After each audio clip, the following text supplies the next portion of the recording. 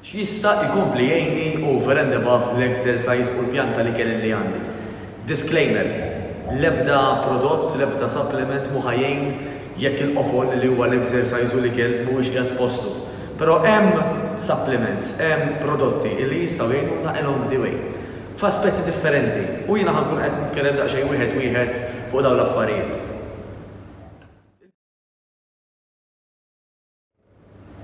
Il-BCAAs dan ħajitħallat mal-ilma, da bażikament fost l-oħrajn ħajjejna biex anke nirrikaverjaw ikollna recovery aktar malajr bejn exercise session u oħra.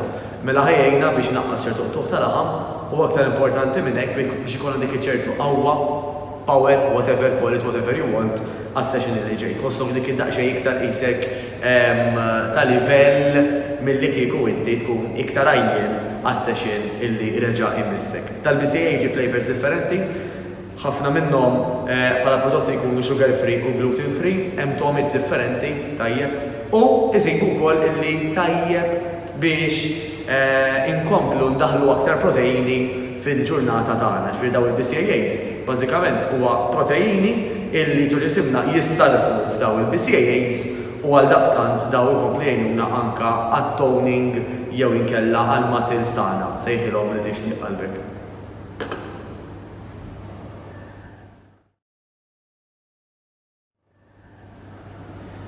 Vitamini jekk aħna qed niklu dieta bilanċjata as-saġġ għandu jkollna bilanċ ta' vitamini u minerali li ġej mill-ikel. Iżda niltaqgħu ma' diversi persuni illi jgħidu li jiena ma nikolx dik il-kategorija ta' ikel, pereżempju jien ma nieħux għal mod tal-kelma ħaxix, ma nieħux frott, whatever. Tkun idea tajba għal daqstant li aħna insoddu ċertu loopholes b'dak li jgħidulhom multivitamins. Illi daw jistgħu jgħinuna biex dak li kelli aħna maħniex qed niklu ċertu vitamini, ċertu minerali minnu tal-inqas qegħdin noħduh. Il-vitamini ħajjnuna wkoll għall-immune system biex innaqsu ċ-ċans li fost l-oħrajn nimirdu jekk aħna nkunu aktar b'saħħitna. Jekk iqbadna mingħajr snack bħal ngħidu aħna qegħdin xi baħar, xi kampanja, jew inkella forsi ġurnata on the go. Ikollna żewġ tażliet illi jew niklu l-imbarazz jew niklu xi ħaġa li qed tkompli tgħinna fit-triq tagħna. Hemmhekk fejtlu dawk li jgħidulhom protein bars, issa kif taf daqsu iktar minni jeżistu wħud minnhom illi huma letteralment ċikkulata u jżidulhom il-protein. Hemmhekk ma solvejna xejn, anzi probabbilment għajna nżidu aktar kaloriji. Min-naħa l-oħra jekk ikun prodott ġenwin illi minkejja li jkollu iva xi naqra flavor, xi layer forsi ta' ċikkulata, eċetera, imma l-aktar li jkun fih huwa konċentrazzjoni ta' proteini, għax il-proteini huwa l-aktar nutrient li jkollna bżonn aħna illi rridu nżidu l-muscle tone u nkomplu naħalqu aktar xaħam. Hemmhekk iva, jekk ikun prodott ġenwin li l-aktar li jkun fih ikun protein jista' jkompli jgħinna. Hemm għażla differenti ta' protein bars, hemm minn dawk jgħidulhom pereżempju zero bars, dawk li nirrakkomandaw l-aktar aħna li iva bħala snack jistgħu jgħinuna along the way ukoll.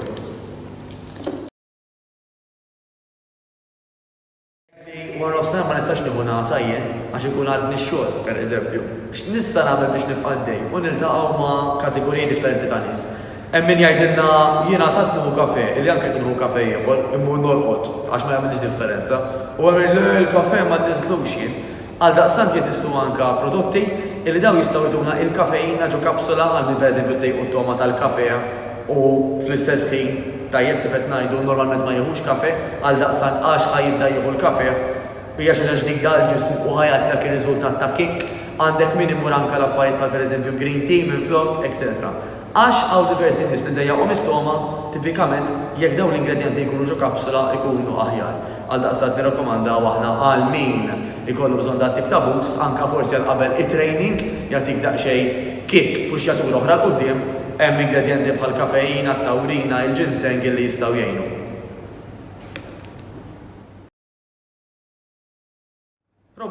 Il-probiotics naturalment l-iktar importanti li nġibuhom mill-ikel naturali, qed nitkellmu fuq ħaxix, Greek yogurt, dak li jgħidulu kefir, etc. Però jista' jkun illi jekk xi wieħed jew aktar jew kollha speċjalment minn daw l-ikel li semmejt li lek ma jogħġbux li inti tieħu probiotic supplement jista' jgħinek fost l-oħrajn għal dak li jgħidulu il-gut bl-Ingliż, GUT. Illi dan huwa meqjus bħala t-tieni moħħ tal-bniedem. Isejbu li jekk dal-gatt ma jkunx qed jaħdem kif nixtiequh, jista' jkollu ċertu effetti fuqna, hemm min anke jħoss ċertu ansjetà, hemm min ikollu ħluq ta' stomku, għaġġ, diarrea, fost fatturi oħrajn li jista' jkun mhux bil-fors illi jkunu ġejjin minn problemi ta' gatt. Għaldaqstant il-probiotics mill-ikel naturali ideali jew inkella minn xi probiotic supplement ħajjnuna wkoll.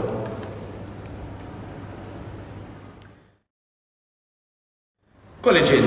Il-collagen għandi speċjalment ikollu uġieħ f'ċertu għadam, ċertu ġogi, ikun rekomandat anka minn numru ta' fizioterapisti, dejjem naturalment f'każ ta' injuries jew uġieħ nitkellmu mal-fiżjo tagħna biex naraw x'aħjar li nagħmlu, dan il-collagen jista' jkompli jgħin fir-repair tajjeb ġifieri biex aħna nirkupraw mill-injury jew minn dak id-discomfort jew pain illi jkollna tajjeb ġifieri f'każijiet bħal dawn dejjem nitkellmu ma' fiżjo f'każ ta' injuries u uġieħ, però l-collagen jista' jkun illi jkompli jgħin f'dik it-triq tar-rekupru. Right. Mela, hemm min jgħid li jiena x'nista' nagħmel b'mod naturali biex inkompli ngħin forsi nkun iktar regolari l-bathroom. Għaliex ġieli pereżempju nkun stitika ma nkunx nista' nagħmel, ġieli għal mod tal-kelma nkun fuq it-toilet u imbagħati ħafna biex nagħmel. U l-ewwel nett f'każ illi taħseb illi huwa xi ħaġa aktar serja dejjem tkellem mat-tabib tiegħek fejn fost l-oħrajn ta' min anke tistaqsih jekk hux lok li tiċċekkjaw naqra l-mustrana. Pereżempju qed nitkellem f'każijiet daqsxejn iktar serji. F'affarijiet iktar ta' kuljum kemm importanti naraw illi qed nixorbu biżejjed ilma, illi qed nagħmlu l-exercise u li qed niklu il-fiber. Issa, mhux kulħadd jaqbel miegħu kwalunkwe tip ta' fiber, tajjeb, imma mhux se nidħol f'komplikazzjonijiet.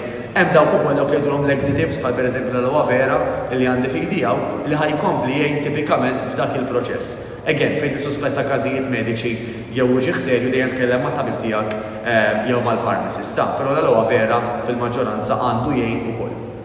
Dejjem naraw li jkun aloe vera naturali mhux dawn li qishom iced tea u jkollhom iktar zokkor milli aloe vera.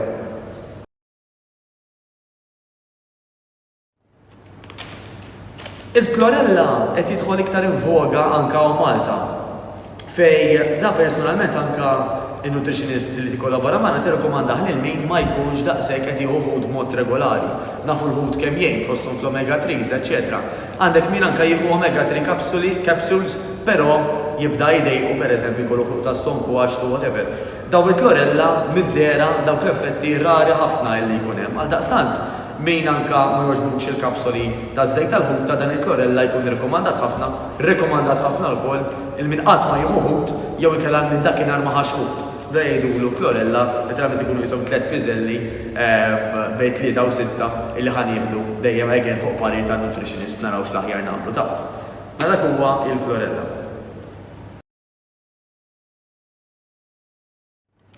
L-ispirulina hija l-għażla ta' ċertu vegetarians bħala alternattiva anke għall-laħam. Minħabba l-ispirulina apparti ħafna ġiti ieħor li fiha, anke fiha numru imdaqqas ta' proteini u għal minn minna ma jkunx qed jieħu biżejjed laħmijiet tajjeb mod partikolari, tkun idea tajba ħafna illi aħna nagħtu lil ġisimna il-protein li għandna bżonn anke mill-ispirulina bħala parti mid-dieta mill-pjan tal-ikel tagħna. Għaliex? Għax apparti li huma handy illi inti qed tgħid isma' għandi 3 piżelli bejn 3 u 6 qishom. Qed ngħidlhom piżelli għax il-forma jista' piżelli ta' mhux għax huma piżelli. Mela huma handy ħafna tista' ġorhom kullimkien. Apparti minn hekk, aħna biex inżidu l-metabolizmu tagħna biex jgħinna għall-irkupru għall-recovery tagħna mit-training sessions għandna bżonn il-proteini. U għal daqstant għal min nerġa' ngħid speċjalment ma jieħux laħmijiet, l-ispirulina tista' tkun għażla tajba ħafna dakinhar illi jew ma kienniex laħam jew jekk aħna ma niklux laħam b'mod regolari. Dak huwa l-ispirulina.